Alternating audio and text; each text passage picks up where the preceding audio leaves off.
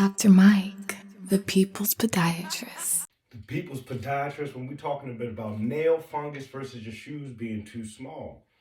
The most common chronic toenail injuries in athletes are traumatic onychodystrophy and onychomycosis. Onychodystrophy, to break it down, is changes to the nails. Thick, discolored, dark or yellow, crumbly. They can actually closely mimic nail fungus. So chronic nail changes can occur with microtrauma from tight shoes as well as biomechanical and structural abnormalities that place pressure on nail areas. So literally, what we call microtrauma, think a ballet dancer who's going on point, right?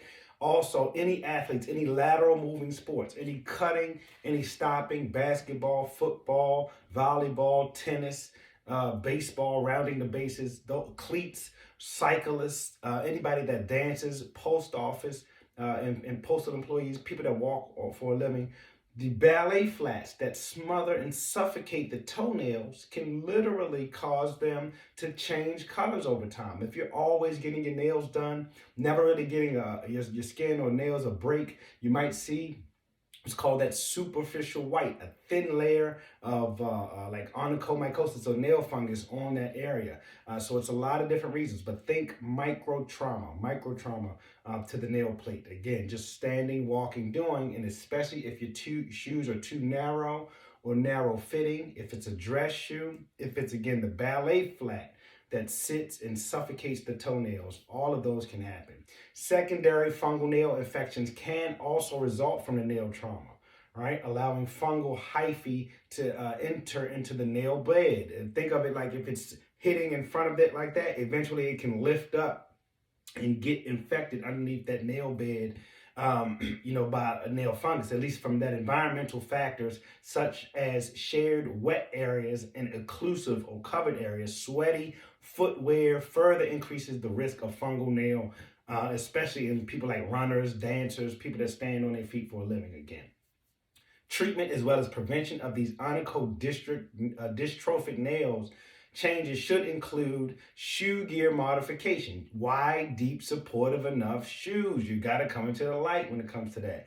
Changes to longer and wider shoes. Many running shoe manufacturers make running shoes with wide toe boxes and incorporate flexible uppers with a lot of midsole cushion to decrease the pressure to the digits and to the nail plate, the nail apparatus. Brands like Ultra, Hoka, Topo, New Balance have a wide toe box that can accommodate structural deformities and help to protect the toenail plates. If you have hammering or curling of the toes, that's one of the areas that can be affected that can ultimately lead to damage to the nail plate, all right? Other treatment modalities for onychodystrophy, the changes to the nail, include manual nail plate debridement, where we cut it down, trim it down, smooth it down. I usually take a nail sample, and send it for fungal specimens, send it for fungal elements. And oftentimes you'll see other factors, biomechanical, microtraumatic changes that happen to the nail plate. So it's not always fungus. It could sometimes be that your shoes are too tight. That's what we're talking about. All right, topical keratolytics. Urea creams, lactic acid, salicylic acids are usually effective treatments for fungal nails that can happen. Runners encounter numerous risks. Individuals in general that work on their feet encounter numerous risks for developing fungal nail infections.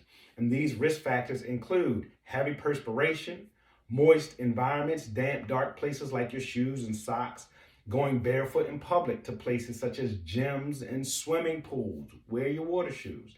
Right? Tinea pedis, or athlete's feet infection, minor skin and nail injuries, and traumatic changes to the nail plate can also occur. Bruising under the nail plate, subungual hematoma, those bruises that can occur under the nail plate. Both, again, traumatic nail injuries and traumatic onychodystrophy can serve as precursors to true nail fungus. So again, what I do, take a sample of the nail plate, I send it for fungal specimen. Oftentimes it'll come back with microtrauma. So you have to not only focus on the fungal recipe to help with your nail challenges, but the biomechanics. Wide, deep, supportive enough shoes. I don't care how much you paid for your fancy shoes, ladies. If it's suffocating your toenails, it could be potentially adding to an increased risk for toenail toenail fungal infection. It could actually be dubbing itself or mimicking just like that. Give your toes a break in between. Follow for more tips. Like, click, subscribe. Join the information, the free Dr. Mike's Learn About Feet Facebook private group where we'll be doing this, rolling out more content that's specific to those areas. So I appreciate that.